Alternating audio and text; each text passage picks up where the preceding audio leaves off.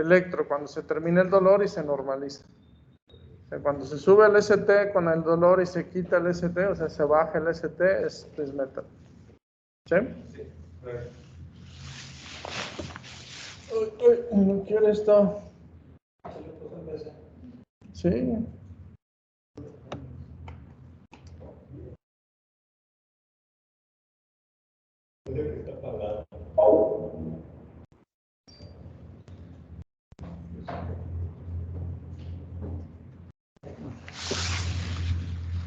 Hola, hola, en casa, ¿me escuchan?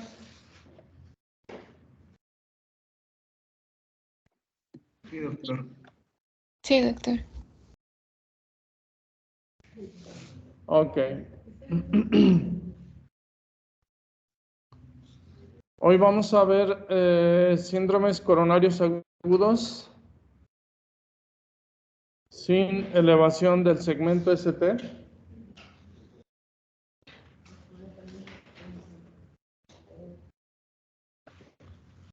Ok. A ver, déjenme voltearme por acá para verlos a ustedes. Bueno, entonces vamos a ver síndromes coronarios agudos sin elevación del segmento ST, ¿ok? Pero ahorita en términos generales vamos a dar un repaso de lo que son los síndromes coronarios agudos. Los síndromes coronarios agudos se dividen en tres grandes grupos: la angina inestable, el infarto del miocardio con elevación del ST y el infarto del miocardio sin elevación del segmento ST. ¿Sí? Esos son los síndromes coronarios agudos. Ok. Los síndromes coronarios agudos los podemos aún así dividir en dos grandes grupos. La angina inestable y el infarto sin elevación del segmento ST los podemos meter en un grupo, y el síndrome coronario agudo con elevación del ST metemos ahí al infarto agudo del miocardio con elevación del segmento ST. ¿Sí? ¿Por qué la angina inestable y el infarto agudo del miocardio sin elevación del ST se meten en un solo grupo? Porque más o menos el tratamiento es muy similar. ¿Sí? Por eso los vamos a meter ahí. Ok.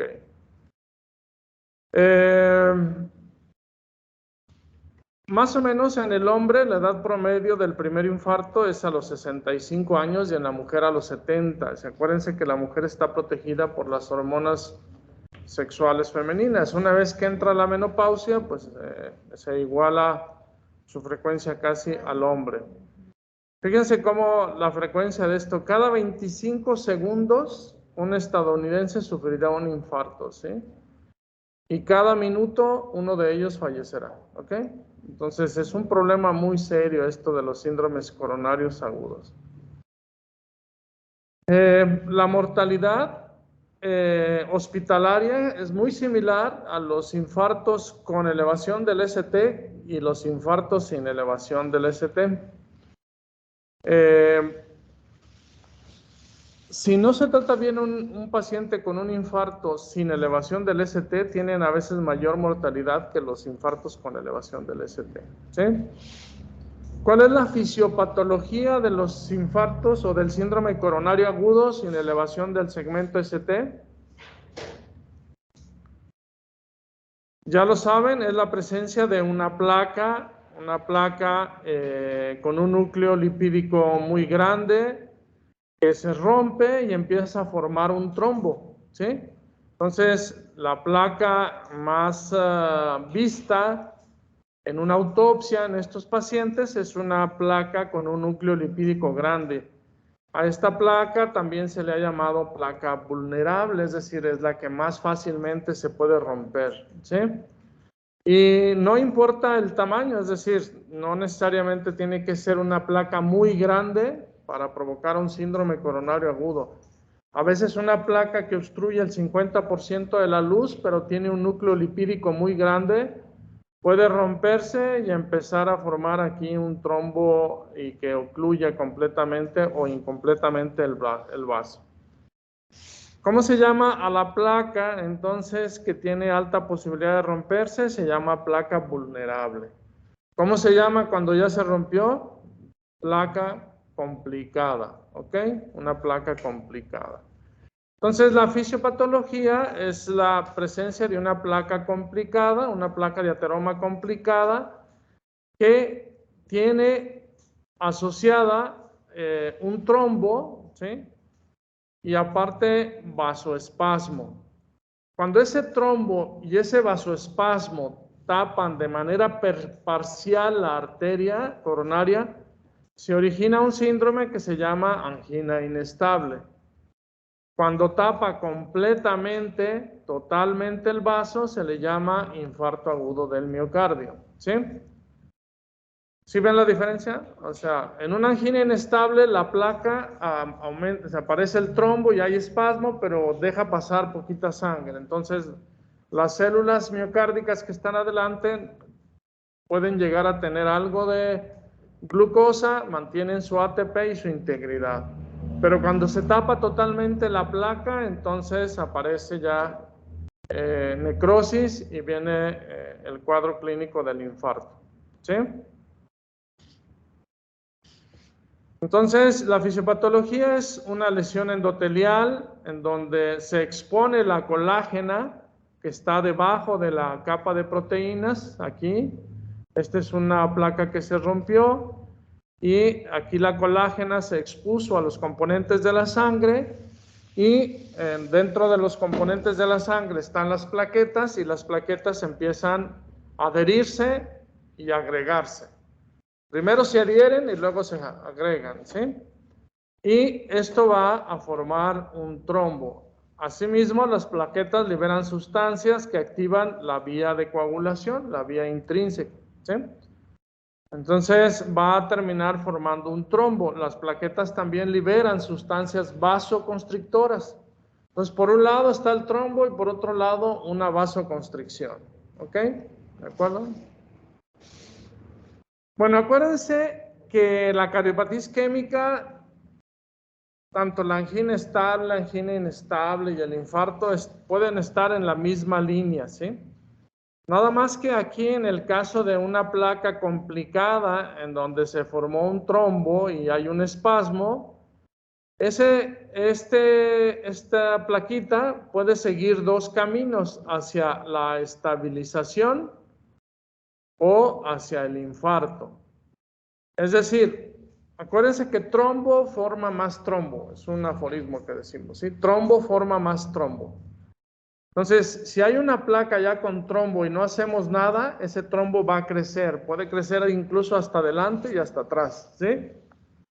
Entonces, ¿por qué se le llama angina inestable y no angina estable a estos pacientes? Se les llama angina inestable cuando su fisiopatología es una placa complicada y no sabemos hacia dónde se van a ir. El paciente puede recuperarse, estabilizarse o bien infartarse. Por eso se llama angina inestable, ¿sí? Entonces, vamos a suponer que estamos aquí en un continuo, en esta línea que está aquí. Entonces, si el paciente tiene una placa complicada, pero los cuadros de dolor duran menos de 30 minutos, a esto se le llama angina inestable y puede tener uno y al ratito otro y al ratito otro dolor, ¿sí? Pero si el paciente tiene un cuadro de dolor de más de 30 minutos con diaforesis, etcétera, todo lo que conlleva, pero ya lleva más de 30 minutos, entonces los miocitos empiezan a necrosarse y esto se provoca un infarto agudo, ¿sí? Ahora, ¿por qué no es un infarto con elevación del ST o un infarto completo? Porque muchas veces estos pacientes tienen circulación colateral, es decir, está tapada ¿cómo se llama? La autopista, pero hay terracerías, pues, por así decirlo, ¿sí? Está tapada la vía principal, pero hay carreteritas que llevan sangre adelante.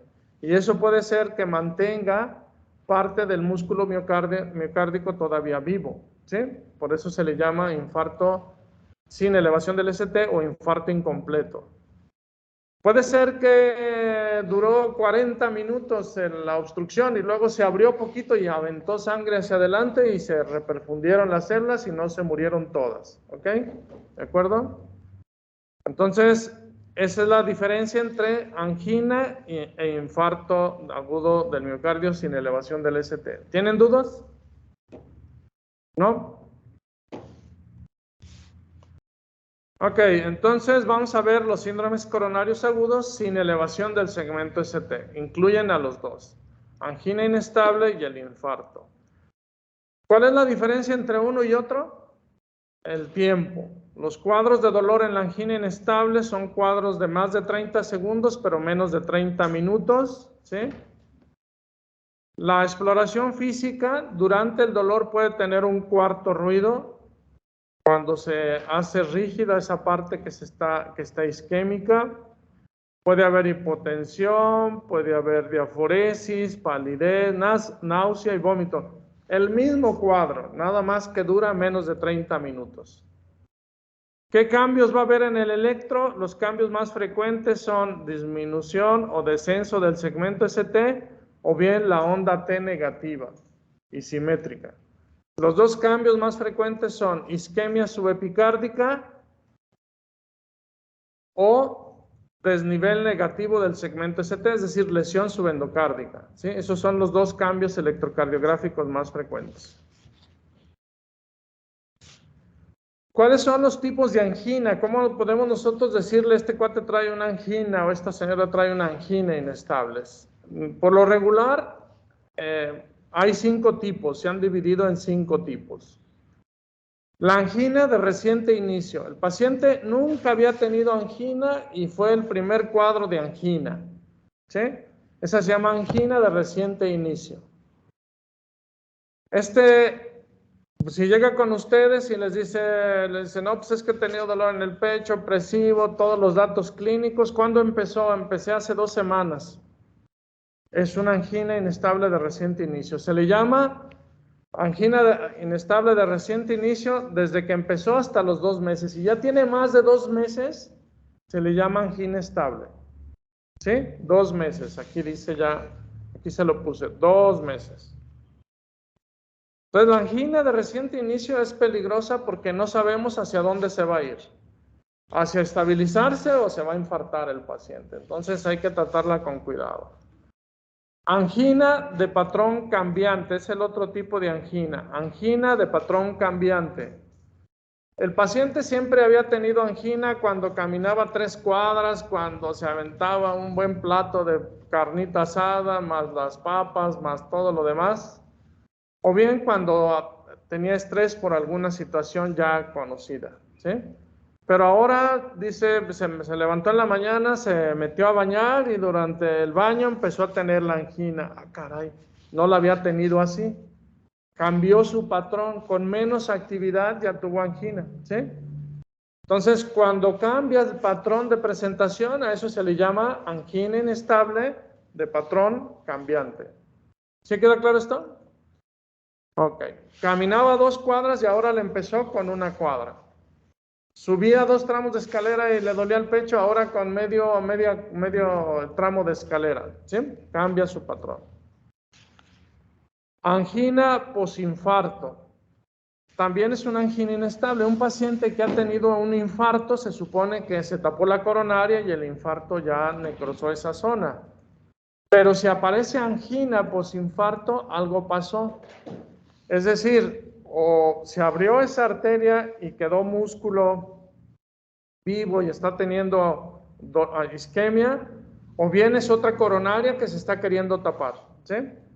¿Cómo se define angina posinfarto? Es la angina que sucede a las 72 horas después de haber tenido el infarto agudo, pero dentro de los primeros 2 meses.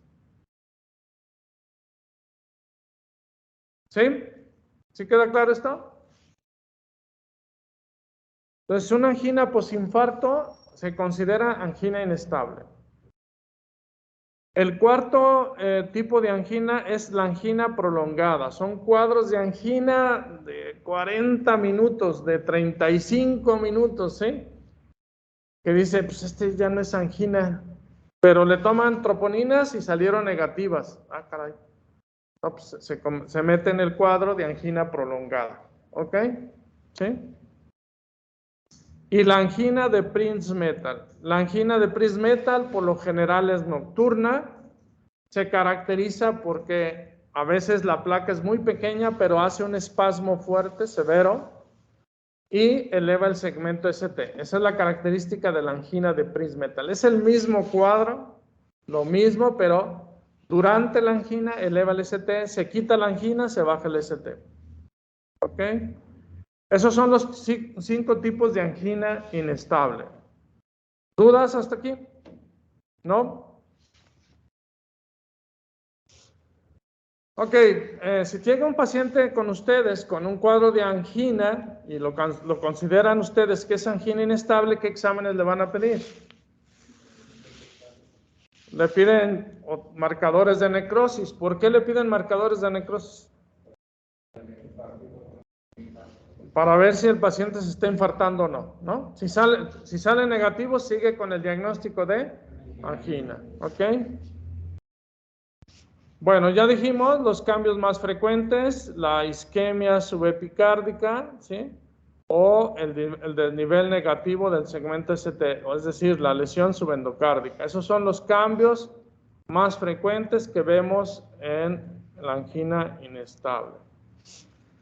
Ok, y eso es el cuadro clínico de la angina inestable. Ahora vamos a ver el infarto agudo del miocardio sin elevación del segmento ST. El cuadro clínico es similar, nada más que dura más de 30 minutos. Los cambios electrocardiográficos son los mismos, nada más que aquí lo más frecuente es la lesión subendocárdica, ¿sí? En el infarto sin elevación del ST, lo más frecuente es la lesión subendocárdica. Si llega un paciente que tuvo un cuadro de 1 hora de dolor, con cambios en el ST, se le desnivela el ST, ¿qué le van a pedir?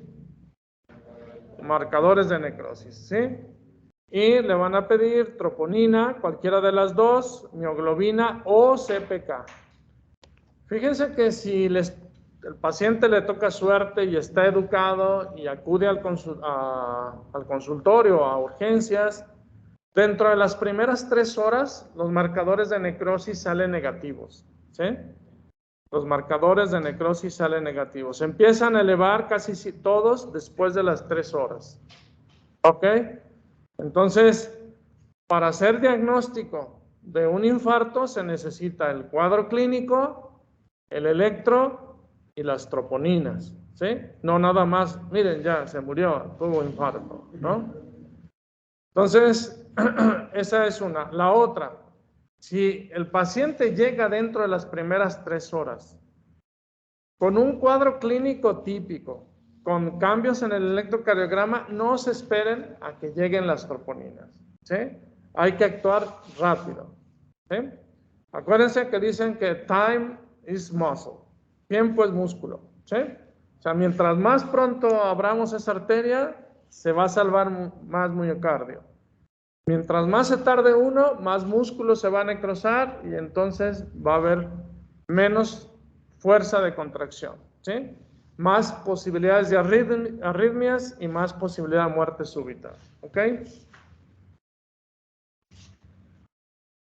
En un paciente que tenemos duda, un cuadro clínico medio raro, ¿le duele? No, no es dolor, doctor, me siento medio raro. ¿Sudó? No, no sudé.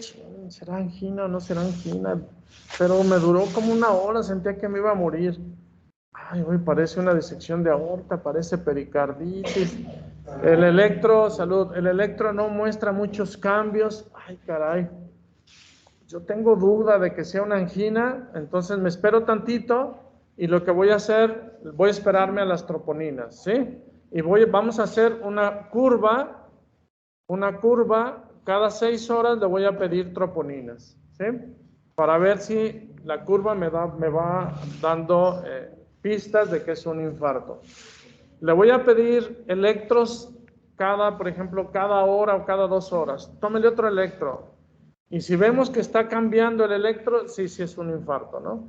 Mientras, en ese tiempo, yo ya le hice una tomografía para descartar una disección de aorta. Ya le hablé al cardiólogo, ecocardiografista, para que me haga un ecocardiograma y me descarte una pericarditis. ¿Sí me explico? Si tienen duda Si no tienen duda, es un cuadro típico con cambios en el ST, hay que empezar el tratamiento. Si tienen duda, espérense tantito y hay que hacerle determinación seriada de marcadores de necrosis, ¿sí? Acuérdense lo que les hice, creo que viene una gráfica aquí, miren. Más o menos entre 3 y 6 horas empiezan a elevarse todos los marcadores de necrosis. Entonces, si a ustedes les toca suerte de que llegue un paciente en este momento, los marcadores de necrosis van a ser normales. Y eso no quita el diagnóstico, ¿sí? Bueno, la lesión subendocárdica ya se la saben. Hay que buscar en el electro lesión subepicárdica. No hay lesión subepicárdica, busquen lesión subendocárdica. No hay lesión subendocárdica, busquen alteración de la onda T, ¿sí? ¿De acuerdo? Bueno, ¿qué hay que hacer cuando llega un paciente de estos a urgencias con ustedes? Lo que hay que hacer es ingresarlo a UCI o a UTI, ¿sí? Unidad de cuidados intensivos o unidad de terapia intensiva. ¿Por qué la angina inestable se mete a la unidad coronaria? Y no le dan tratamiento y váyase a su casa. ¿Por qué lo pasan a una unidad coronaria a un paciente con angina inestable?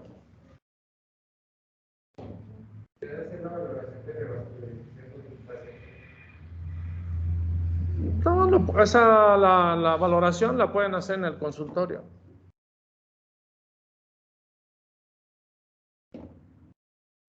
¿Por qué mandan a un paciente con angina inestable a la unidad de cuidados coronarios? No, todo paciente. Entonces, no agarraron la onda. La angina inestable tiene un riesgo alto de infartarse o de estabilizarse. Pero mientras son peras o son manzanas, mande la unidad coronaria. Si el paciente empieza con angina inestable y luego se infarta, el riesgo de muerte durante las primeras 2 horas es del 50%. ¿Sí? Entonces, por eso se debe mandar a la unidad de cuidados coronarios. No den de alta de urgencias un paciente con angina inestable. No lo den de alta, ¿ok? Porque si no, puede ser que no regrese o regrese en una ambulancia con un infarto, ¿ok? Entonces, estos pacientes, los SICA, así les dicen, SICA, síndromes isquémicos coronarios agudos, ¿sí? Sin elevación del ST, así le dicen SICA-CEST, órale. Bueno, los SICA-CEST ingresan a la unidad de terapia intensiva. Si no tienen unidad coronaria, la unidad coronaria es más especializada para problemas del corazón, terapia intensiva para otro tipo de problemas, pancreatitis, etcétera, etcétera. Pero a veces no hay unidad coronaria, entonces se meten a la unidad de terapia intensiva. ¿Con qué van a empezar? ¿Se acuerdan cuál es la fisiopatología de estos cuadros? ¿Con qué medicamentos van a empezar? ¿Cuál es la fisiopatología? Las dos cosas que taparon la arteria. El trombo y El espasmo.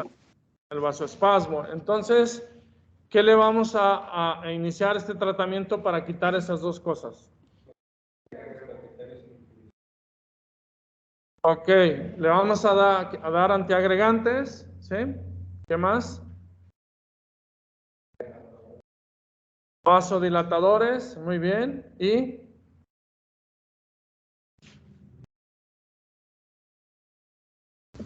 Anticoagulantes. Exacto, anticoagulantes, ¿verdad? Acuérdense de esta diapositiva. Se adhieren y se agregan las plaquetas, se activan las vías de coagulación y se produce vasoconstricción. Entonces, ¿qué le vamos a dar? Antiagregantes plaquetarios, anticoagulantes y vasodilatadores. ¿Ok?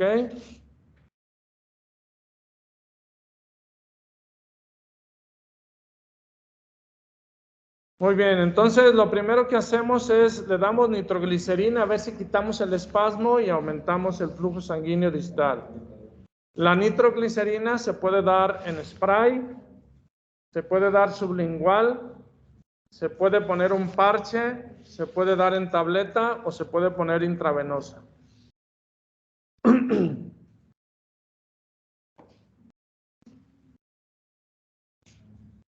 ¿Qué antiagregantes le ponemos? ¿Qué antiagregante le ponemos? ¿Cómo se llama usted? Ella. ¿Usted está con nosotros? ¿Qué antiagregante le ponemos? ¿Cuál antiagregante conoce? La aspirina.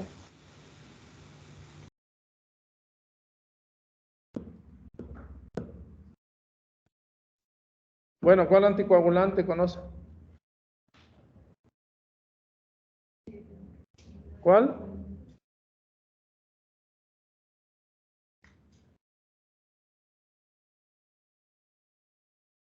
Si está en la clase,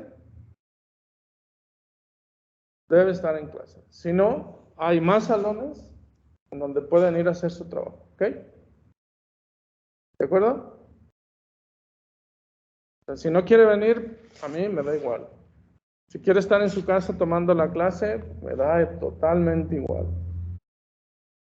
Yo no soy el que voy a pasar el examen, yo no soy el que voy a aprender. ¿Ok? O sea, nomás les doy una hora. Después de una hora puede usted hacer lo que quiera. Pero en mi clase no se va a poner a trabajar en otra cosa que no sea cardiología, ¿ok? Ok, entonces, ¿qué le vamos a dar? ¿Cuáles son los antiagregantes que más conocen? Aspirina y clopidogrel, ¿no? Hay más antiagregantes, pero ya con que se sepan esos, ya es buena, ¿no? En Tinguindín nada más van a tener aspirina, ¿sí? Pero pues le mandan a pedir al familiar, vete por un clopidogrel, ¿no? ¿Sí? El original vale 1,000 y cacho, el del doctor Simi como 100 pesos. ¿Creen que valga la pena comprar el del doctor Simi? No, no se crean, no dije nada, no. Ok. No, entonces hay que buscar siempre clopidogrel de mejor calidad, de un laboratorio bueno, ¿sí? Porque a veces compran clopidogrel que no funciona. Entonces, de eso a nada, pues mejor no le dé nada. Ok, y la aspirina, bueno, pues ya saben, la aspirina es de Bayer, ¿no? Hasta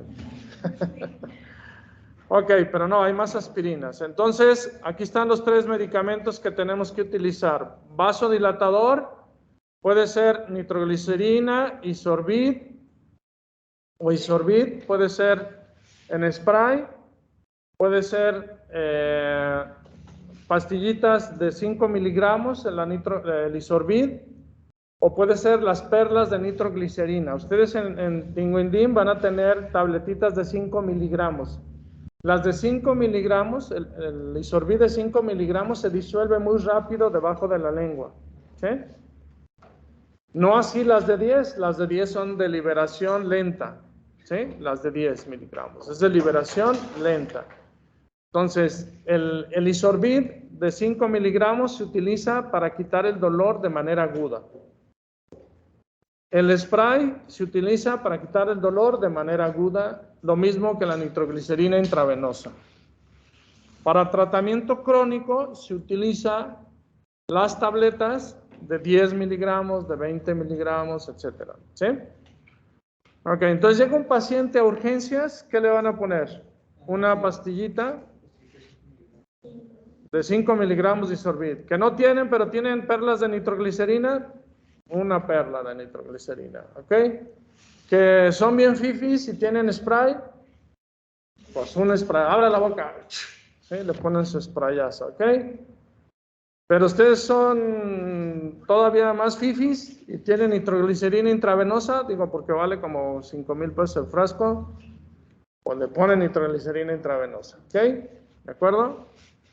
Bueno, y luego le van a dar aspirina.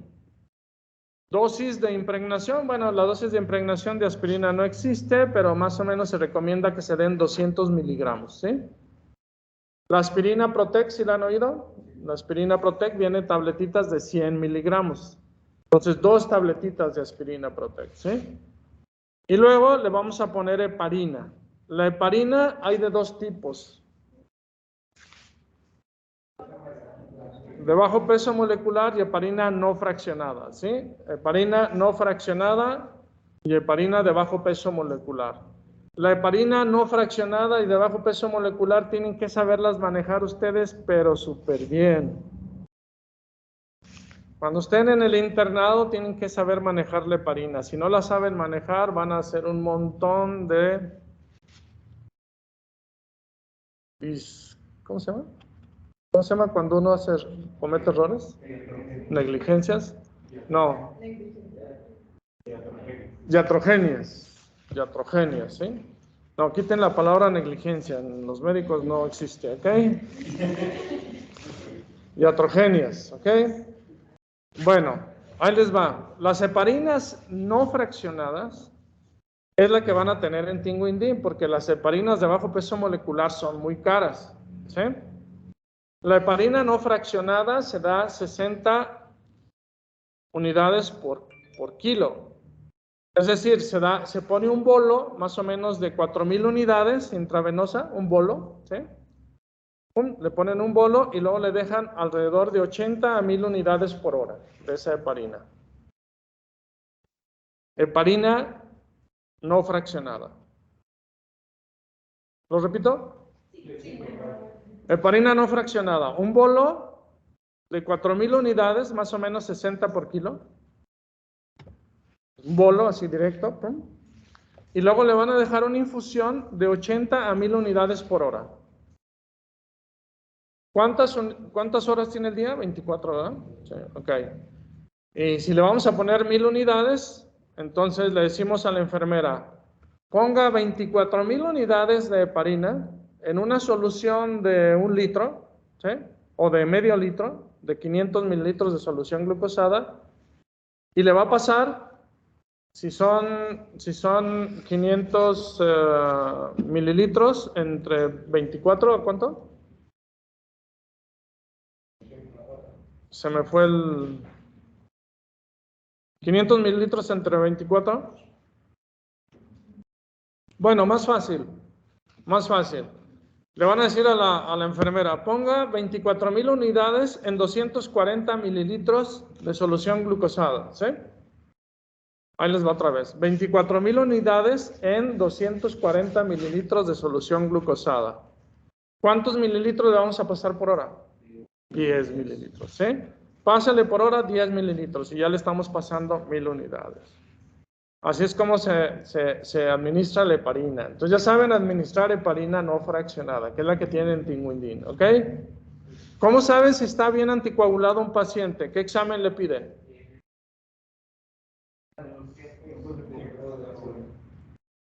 ¿Tiempo de qué?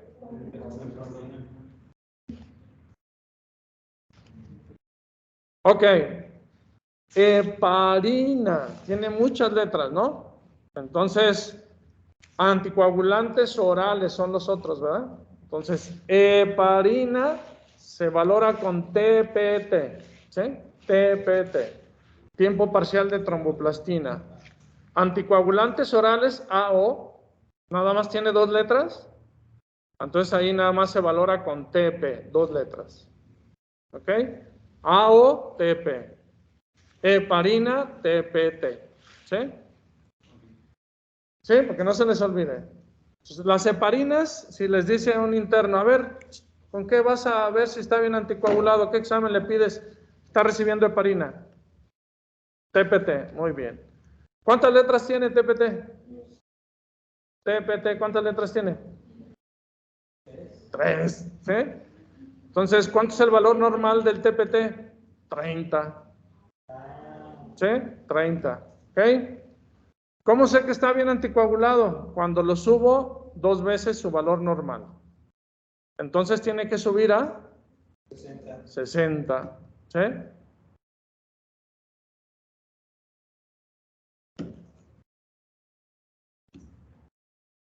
Ok, otra vez. La heparina no fraccionada se utiliza en bolos. El primer bolo es de 4,000 unidades y luego después se da una infusión de 800 a 1,000 unidades por hora.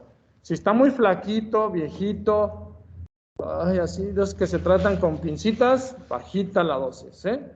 Si es un viejonón grandote, pues 1,000, ¿no? O una viejonona grandota, ¿sí? 1,000, ¿ok? 1,000 unidades por hora. Acuérdense de la infusión. 24,000 unidades en 240 mililitros.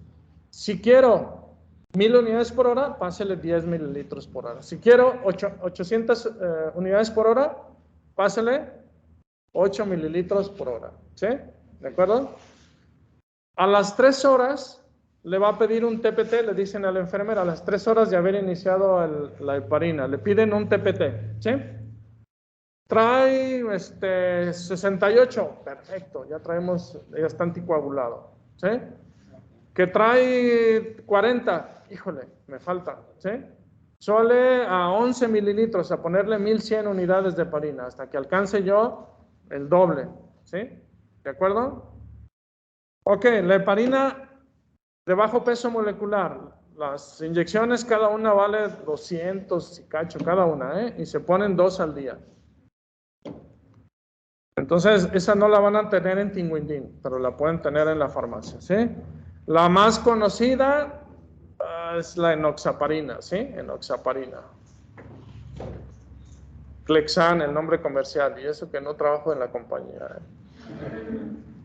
Clexane, 40, 60 y 80. Si el paciente está gordito, 80. Si está más o menos 60. Está flacón, 40, mirad, ¿sí?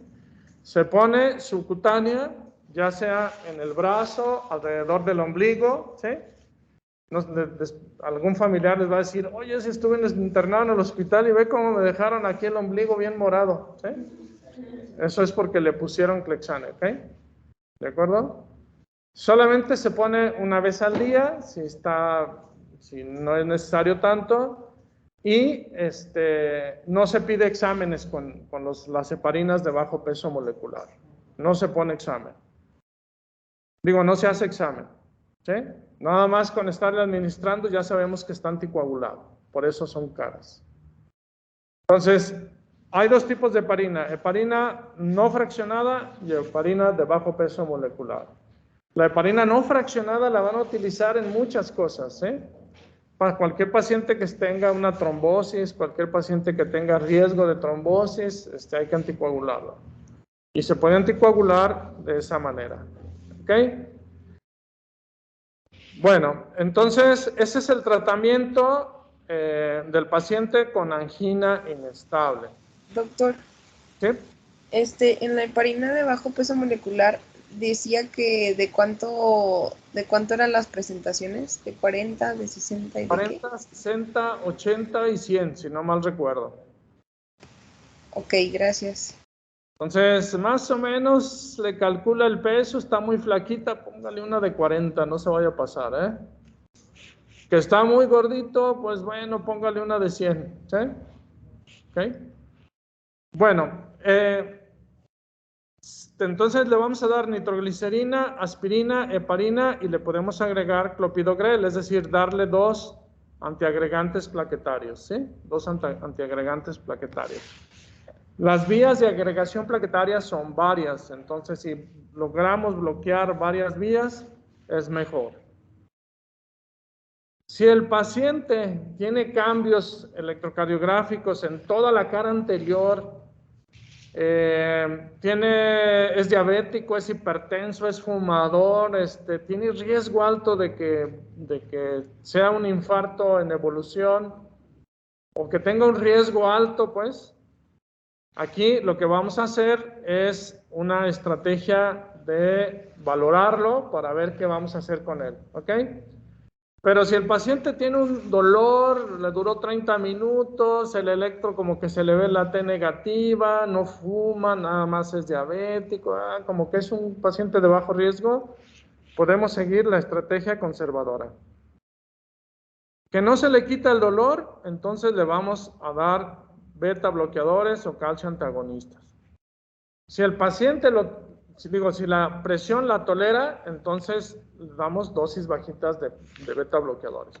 Propanolol, metoprolol, atenolol, ¿sí? ¿De acuerdo? Dosis bajitas. Que no se quita el dolor, sigue con dolor, no, pues ya, directo a cateterismo, ¿sí? Y en el cateterismo, si tiene tapada la arteria, pues se la abrimos, o si tiene tapadas las 3 arterias, pues lo mandamos a cirugía para que le pongan puentes aortocoronarios, ¿sí? ¿Cuál es la escala de riesgo? Utilizamos esta escala de riesgo, es la escala de riesgo TIMI, ¿sí? Esta, por ejemplo, ustedes la pueden traer en su memoria, ¿sí? De la computadora, de la tablet, de su teléfono, de su libreta, incluso la pueden traer aquí, ¿sí? Si es mayor de 65 años, le ponen un punto. Si tiene más de 3 factores de riesgo, diabético, fumador, hipertenso, hiperlipidémico, otro punto. Si ya es conocido de que tiene cardiopatía isquémica, otro punto. Si tiene alteraciones del ST, un punto. Si tuvo más de 2 cuadros de angina dentro de las primeras 24 horas, otro punto. Si el paciente ya recibía aspirina y aún así tiene angina, otro punto. Si elevó los marcadores de necrosis, otro punto. ¿Sí? Si tiene menos de 3 puntos, tiene un riesgo bajo. ¿Sí? Pero si tiene más de 3 puntos, este paciente hay que meterlo a cateterismo urgente. Le ponemos su heparina, le ponemos su aspirina, clopidogrel, su nitroglicerina y le hablamos al cardiólogo, oiga, aquí tengo un paciente que tiene riesgo alto según la escala de TIMI, va para cateterismo, órale, échamelo. ¿Sí?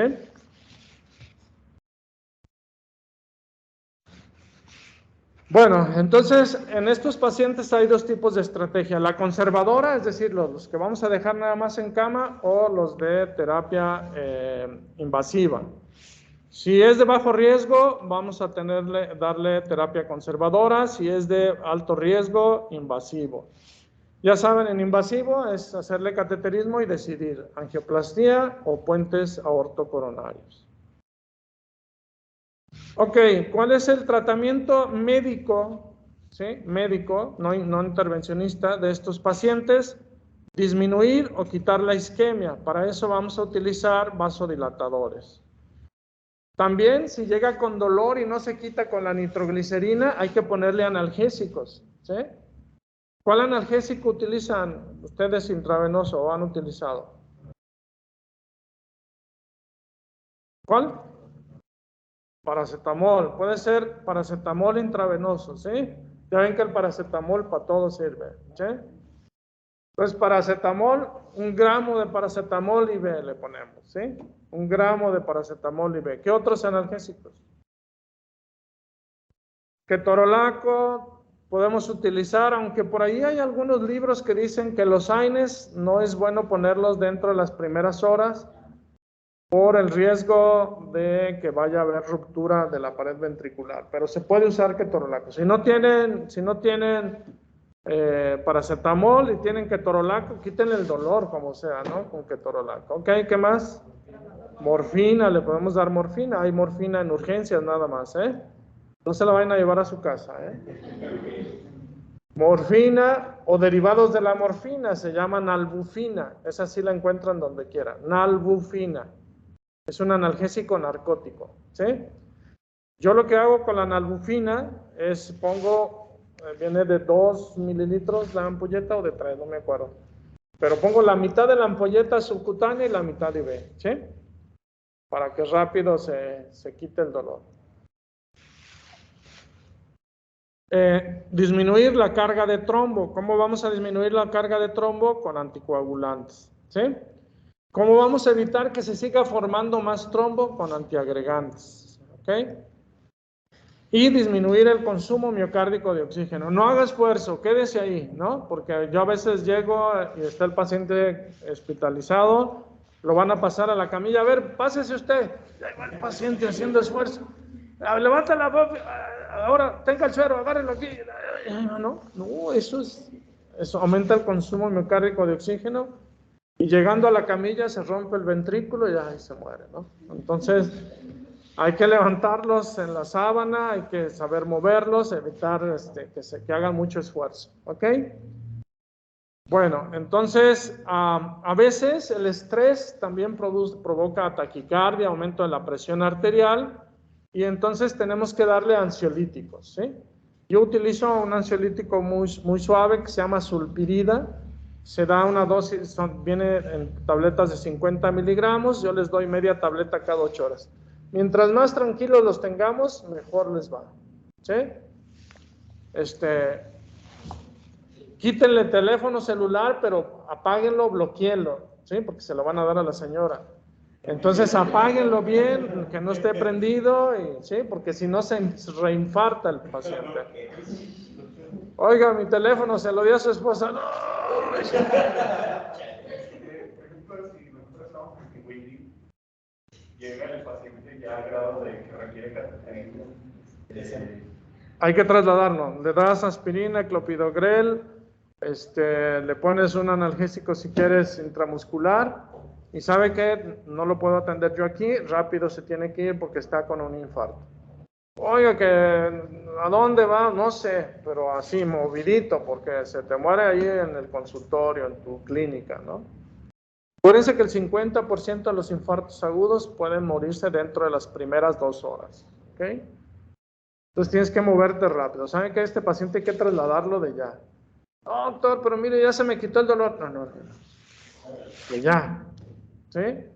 Pacientes que tienen un infarto de 1 hora, bueno, tienen dolor de 1 hora, se les quita el dolor y dicen, no, ya estuvo, ¿no? Se mueren, ¿sí? ¿Por qué? Porque el infarto ya está y el riesgo de arritmias es alto, ¿ok? Bueno, entonces vamos a tranquilizar a la persona, vamos a darle sus parchecitos de nitroglicerina, podemos utilizar morfina y podemos utilizar ansiolíticos, ok.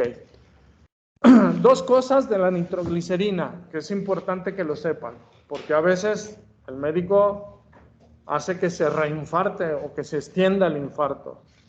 Es un vasodilatador sistémico de predominio venoso, ¿sí? Vasodilata las coronarias y las venas. Se puede administrar, ya saben, sublingual, con spray o con pastillas, oral, parche o intravenoso. No utilizar si la presión sistólica está por abajo de 90 milímetros de mercurio. Un paciente que tenga 100, 60, 90, 60 de presión, no utilice nitroglicerina. Ni sublingual, ni intravenosa, nada. Lo van a chocar. ¿Sí? Entonces, no utilizar nitroglicerina en caso de hipotensión. No utilizar si el paciente tomaba este medicamento, ¿sí? No utilizarlo. Siempre que llega un paciente con infarto y es hombre, preguntarle, oiga, dentro de las últimas 24 horas, ¿utilizó de este tipo de medicamentos?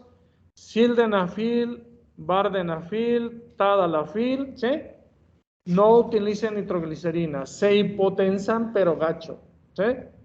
Entonces, si el paciente se aventó un azul, hay que tener mucho cuidado, ¿sí? Número 1. Número 2, si están los familiares ahí, de alguna forma, pregúntenle, porque a veces no dice por miedo o alguna cosa, ¿sí? Entonces, o por vergüenza o lo que sea. Entonces hay que decirle, oiga señor, ¿usted toma algún medicamento extra? No tomo nada. Ok, a ver, ¿me permite un ratito para hablar con él? Sí. ¿Se aventó una azulita? Sí, doctor, ok. Nada de nitroglicerina, ¿ok? Ni sorbina ni nitroglicerina. Se hipotensan y la hipotensión hace que se extienda el infarto, ¿ok? Bueno, infartos de cara inferior, no dar nitroglicerina. Infartos de cara inferior. ¿Cuáles son los infartos de cara inferior? Los que tienen elevado el ST en D2, D3 y AB. ¿Sí? ¿Ok? No dar nitroglicerina si el paciente tiene estenosis aórtica grave, estenosis de la válvula aórtica grave, ni en miocardiopatía obstructiva. Entonces, tener cuidado con la nitroglicerina. Es un medicamento que lo tienen ahí en Tinguindín, muy fácil de dar. Llegó con dolor, se lo ponen. No.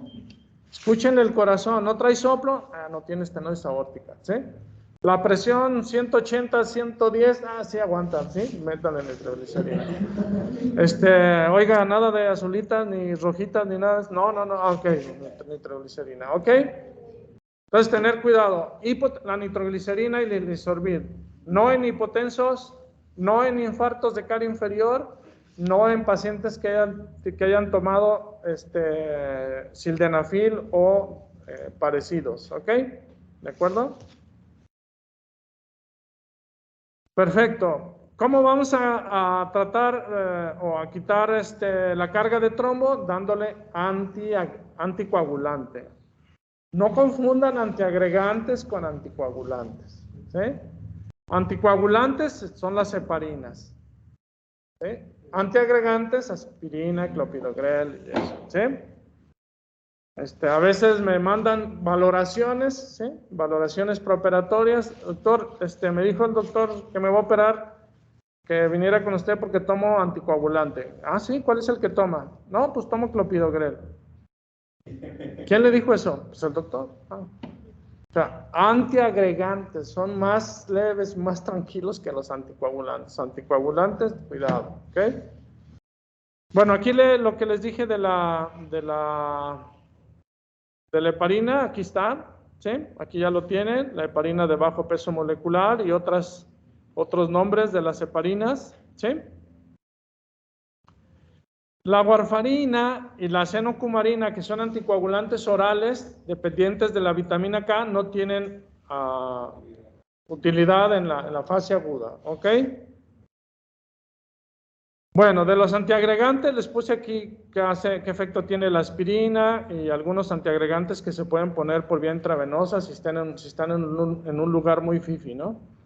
Porque cada uno de ellos vale 10,000 pesos, cada frasquito. Entonces, hay que tener cuidado. Ok, la última, ya para terminar. Nunca dar trombolíticos a la angina inestable y al infarto agudo del miocardio sin elevación del ST. ¿Sí? O sea, tiene trombo, pero no hay que meterle trombolítico. ¿Sí? Porque, tiene infarto y están en tinguindín. Oye, tengo estreptoquinasa, métesela. No. Es un infarto sin elevación del ST, no se pone. Entonces, trombolisis contraindicada, aumenta la mortalidad en los infartos sin elevación del ST. ¿Ok? ¿De acuerdo? ¿Dudas hasta aquí?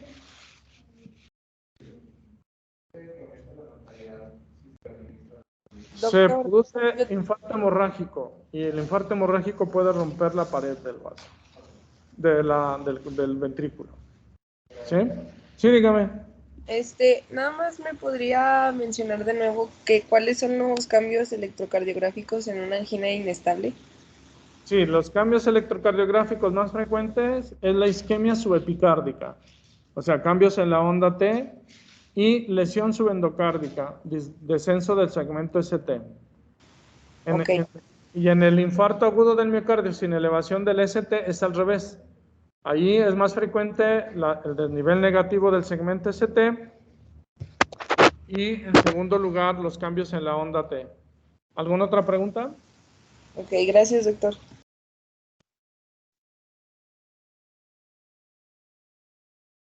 Porque esos hacen hipotensión severa. Como producen vasodilatación, dependen de la precarga. Si yo provoco vasodilatación venosa, llega menos sangre, el ventrículo derecho no hace su trabajo que debe hacer, baja el gasto cardíaco y se puede extender más el infarto, ¿sí? Entonces, no utilizar vasodilatadores de tipo de nitroglicerina en el infarto agudo de cara inferior, ¿ok? ¿Por qué? Porque el infarto agudo de cara inferior casi siempre se acompaña de infarto extendido al ventrículo derecho, ¿sí? Ok, eso lo vamos a ver mañana. Muy bien, jóvenes, si no tienen dudas, nos vemos mañana. Adiós.